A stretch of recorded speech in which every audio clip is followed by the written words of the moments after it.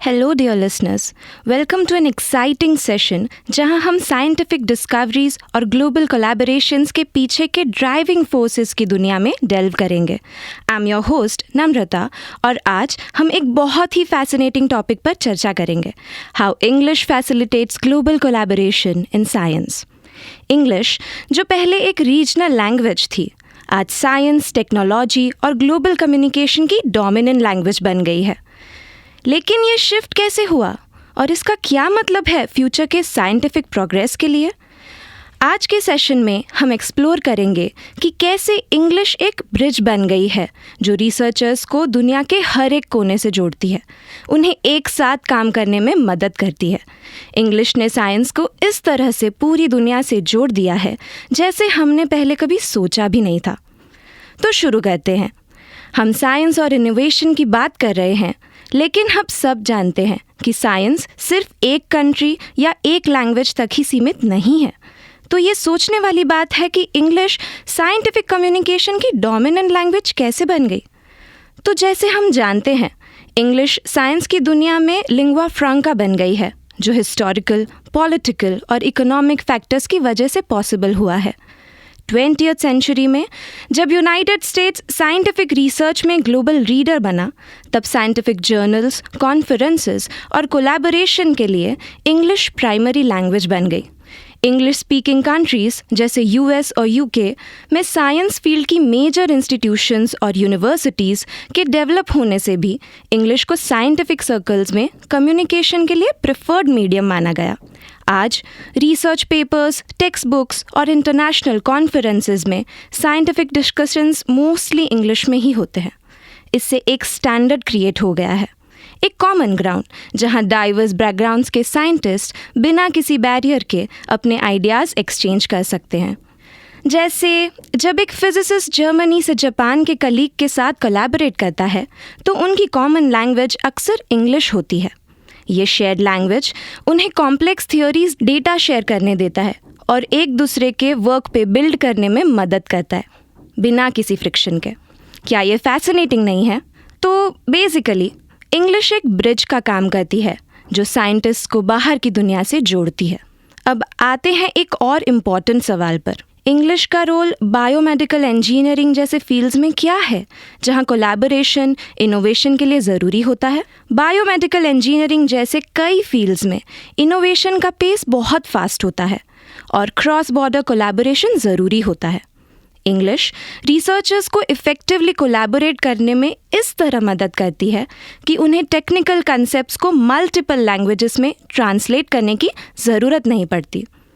एक एग्जाम्पल लेते हैं, CRISPR Cas9 gene editing technology का डेवलपमेंट। ये ब्रेक थ्रू साइंटिस्ट की ऐसी टीम का काम था जो अलग अलग कंट्रीज से आई थी, यूनाइटेड स्टेट्स से लेकर चाइना और यूरोप तक। यहाँ इंग्लिश कॉमन लैंग्वेज थी जिसमें रिसर्च फाइंडिंग्स, एक्सपेरिमेंटल रिजल्ट्स और थियोरेटिकल पेपर्स शेयर किए गए थे। इसी तरह कोविड-19 पैंडेमिक के ग्लोबल फाइट को देखें। साइंटिस्ट्स अलग अलग कंट्रीज से आके वैक्सीन्स डेवलप कर रहे थे और पेपर के फाइंडिंग्स पब्लिश कर रहे थे, वो इंग्लिश में। एक्सपेरिमेंटल डेटा शेयर करने के लिए, क्लिनिकल ट्रायल्स पर कोलैबोरेट करने के लिए इंग्लिश ही उनका मीडियम था। चाहे जेनेटिक्स सीक्वेंसिंग हो, वैक्सीन डेवलपमेंट हो या एपिडेमियोलॉजिकल मॉडलिंग, इंग्लिश साइंटिस्ट को रियल टाइम में वाइटल फाइंडिंग्स ग्लोबल ऑडियंस तक पहुंचाने में मदद करती है, जो फास्टर और कोऑर्डिनेटेड रिस्पॉन्सेस को ड्राइव करता है।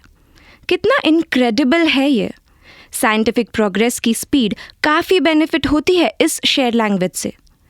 पर कुछ क्रिटिक्स ये आर्ग्यू करते हैं कि इंग्लिश का dominance non English speaking scientist को एक्सक्लूड करता है और ग्लोबल रिसर्च में इनइक्वालिटी क्रिएट करता है। और ये कंसर्न बिल्कुल वैलिड है लिसनर्स। ये सच है कि हर किसी की इंग्लिश में प्रोफिशिएंसी एक जैसी नहीं होती और ये एक बैरियर हो सकता है, खासकर उन रिसर्चर्स के लिए जो नॉन इंग्लिश स्पीकिंग कंट्रीज से हैं।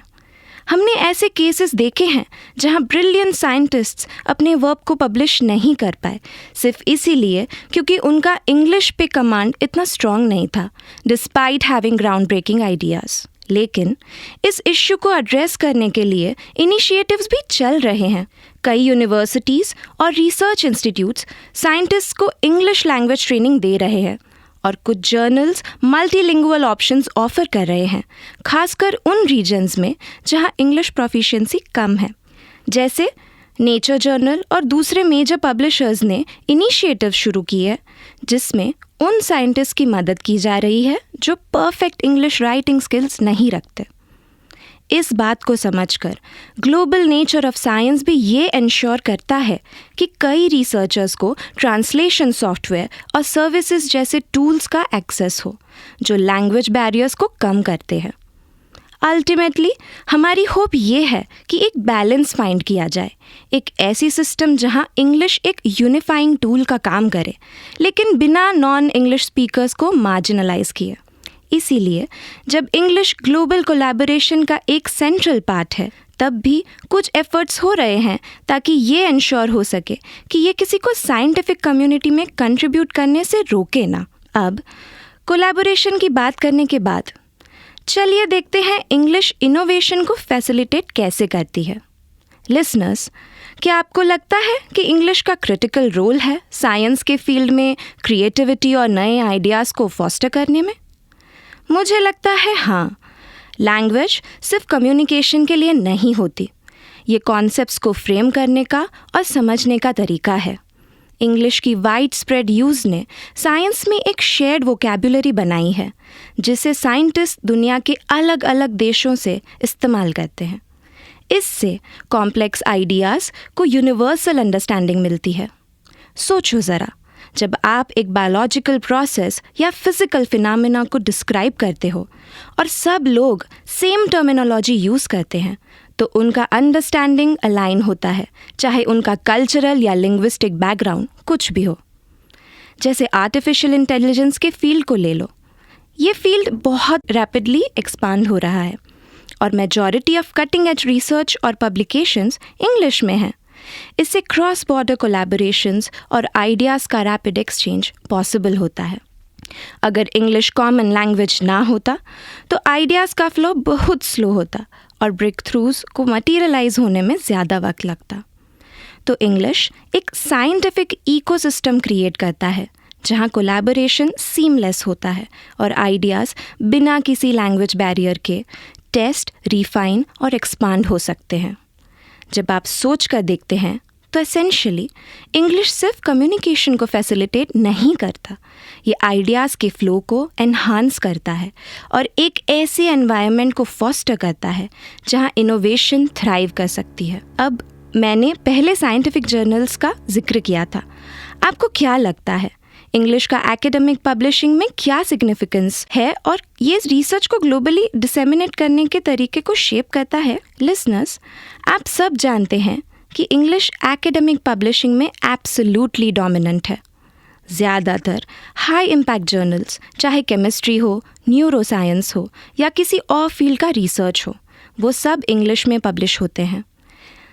जर्नल्स जैसे कि द लैंसेट, साइंस, नेचर और सेल ग्लोबली रेट किए जाते हैं और सब इंग्लिश में ही पब्लिश होते हैं। इसका मतलब है कि जो रिसर्च इन जर्नल्स में पब्लिश होती है वो वर्ल्ड वाइड ऑडियंस तक पहुंचती है। ये कोलैबोरेशन को फॉस्टर करती है और नए रिसर्च को इंस्पायर करती है। लेकिन डाउन साइड में, जैसे हमने पहले डिस्कस किया था, ये है कि नॉन नेटिव स्पीकर्स को पब्लिश करते वक्त एक्स्ट्रा चैलेंजेस फेस करने पड़ते हैं। पर फिर भी एकेडमिक पब्लिशिंग में एक सिंगल लैंग्वेज होने के ओवरऑल बेनिफिट्स बहुत ज़्यादा है। ये पीयर रिव्यू प्रोसेस को एक्सेलरेट करता है, रिसर्च को ग्लोबल ऑडियंस तक एक्सेसिबल बनाता है और आइडियाज़ को सर्कुलेट और क्रिटिक करने में मदद करता है और साइंटिफिक प्रोग्रेस को तेज़ करता है। जब ग्लोबल स्प्रेड ऑफ नॉलेज की बात होती है, कोई भी ये डिनाई नहीं कर सकता कि एकेडमिक पब्लिशिंग में इंग्लिश का रोल इंडिस्पेंसिबल है। अब रैप अप करते हुए मैं 2 क्वेरीज डिस्कस करना चाहती हूँ। आपको क्या लगता है अगले कुछ डेकेड्स में साइंस में इंग्लिश का रोल कहाँ तक जाएगा? क्या ये लैंग्वेज डोमिनेट करना कंटिन्यू करेगी या हम मल्टीलिंगुअल कोलैबोरेशंस की तरफ शिफ्ट होंगे? लिसनर्स, मुझे लगता है कि English for the foreseeable future science में डोमिनेंट लैंग्वेज बना रहेगा। इंग्लिश को यूज़ करने का इंफ्रास्ट्रक्चर साइंटिफिक कम्युनिटीज़ में काफ़ी स्ट्रॉन्ग हो गया है, पर मुझे ये भी लगता है कि हम नॉन नेटिव स्पीकर्स के लिए लैंग्वेज सपोर्ट और मल्टीलिंगुअल कोलैबोरेशंस पर फोकस की और ज़्यादा एफर्ट्स देखेंगे ताकि साइंटिफिक रिसर्च को ज़्यादा इंक्लूसिव बनाया जा सके। इंग्लिश साइंस की ग्लोबल लैंग्वेज बन रही है, पर जैसे जैसे साइंस और ज़्यादा इंटरनेशनल हो रही है, हम एक्सपेक्ट करते हैं कि ज़्यादा रिसोर्सेज लैंग्वेज बैरियर्स को तोड़ने के लिए दिए जाएंगे, चाहे वो ट्रांसलेशन टेक्नोलॉजी हो या मल्टीलिंगुअल पब्लिशिंग। ये रिसर्चर्स के लिए एक ज़्यादा इक्विटेबल एनवायरनमेंट क्रिएट करेगा। ये तो सच है कि साइंस का फ्यूचर ब्राइट है, और जब इंग्लिश इस फील्ड के लिए सेंट्रल है, साइंटिफिक कम्युनिटी को और ज़्यादा इंक्लूसिव बनाने की ज़रूरत अब पहले से ज़्यादा है। ये था आज का सेशन, लेकिन thank you so much for tuning in. याद रखिए, साइंस का कोई बॉर्डर नहीं होता, और अगर हम लैंग्वेज को एक टूल बनाएं तो दुनिया की एक बड़ी लैबोरेटरी बन सकती है। स्टे क्यूरियस और नए हॉराइजन्स एक्सप्लोर करते रहिए। Until next time, good bye.